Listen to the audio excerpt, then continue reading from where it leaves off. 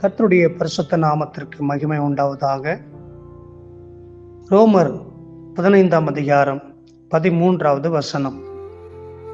பரிசுத்த ஆவியின் பலத்தினாலே உங்களுக்கு நம்பிக்கை பெருகும்படிக்கு நம்பிக்கையின் தேவன் விசுவாசத்தினால் உண்டாகும் எல்லாவித சந்தோஷத்தினாலும் சமாதானத்தினாலும் உங்களை நிரப்புவாராக. ஆம் தேவ பிள்ளைகளை, இந்த சத்தத்தை கேட்டுக்கொண்டிருக்கிற அந்த வேளையில நம்பிக்கை இல்லாமல், விசுவாசம் இல்லாமல், சந்தோஷம் இல்லாமல், சமாதானம் இல்லாமல் வாழ்ந்து கொண்டிருக்கிறீர்களோ? உங்களை பார்த்துதான் பரிசுத்த வேதம் சொல்லுகிறது, நம்பிக்கை பெருகும்படிக்கு விசுவாசத்தினால் உண்டாகும் சந்தோஷத்தினாலும் சமாதானத்தினாலும் உங்களை நிரப்பும்படிக்கு இன்றைக்கு ஆண்டவராக இயேசு காத்து கொண்டிருக்கிறார். உங்கள் இருதயம் சந்தோஷப்பட்டு பூரிக்கட்டும்.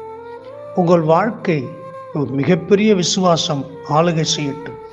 உங்கள் வாழ்க்கையில் அநேக ஆசீர்வாதங்களை பெற்றுக்கொள்வதற்கு நம்பிக்கையும் விசுவாசமும் பலத்தின் மேல் பலன் உண்டாவதாக.